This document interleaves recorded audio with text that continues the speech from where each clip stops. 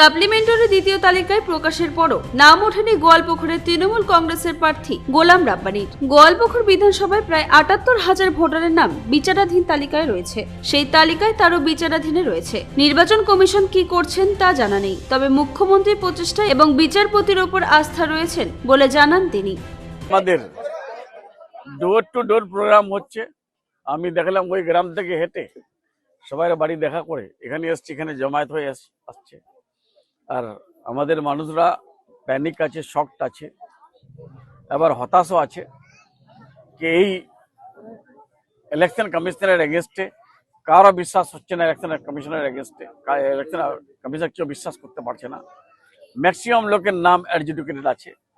এক একটা গ্রামে 500 ভোট যদি থাকে 300 ভোট অ্যাডজুডিকেটেড আছে। ৭৮,০০০ টোটাল আমাদের গোয়ালপুকুরে, 4,80,০০০ আমাদের জেলাতে, আর 60,62,00,000 আমাদের রাজ্যতে।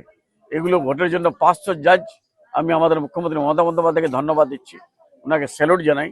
উনি যদি সুপ্রিম কোর্ট না যেতেন, আবার ধর্নাতে না বসতেন, তো আজকে 500 জাজ আমরা পাতাম না। আর 500 জাজ না পালে এগুলো ভোটার লিস্ট নাম থেকে সরে যেত। আর বারবার অমিত শাহ বলছে যে রোহিঙ্গিয়া মুসলিম, তারপর বলছে ঘুসপেটিয়া মুসলিম, তারপরে বলছে বাংলাদেশি মুসলিম। এখানে দেখলো যে ভোটার লিস্ট ক্লিয়ার হয়ে গেল, একটাও রোহিঙ্গিয়া মুসলিম নাই, একটাও ঘুসপেটিয়া মুসলিম নাই, একটাও বাংলাদেশি মুসলিম নাই। হ্যাঁ, তো এগুলো আজকে আজকে দেখে আজকে আজকে আজকে দেখে আজকে আজকে দেখে আমি এখনো আমার নাম বিচারাধীন আছে। হ্যাঁ, এখনো আমার নাম বিচারাধীন আছে।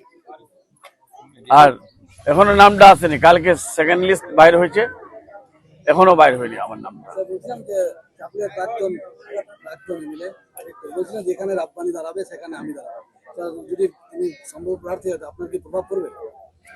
ওকে যেখানে প্রিয়াঞ্জলি নিয়োগী থাকবে সেখানে ওকে থাকার দরকার।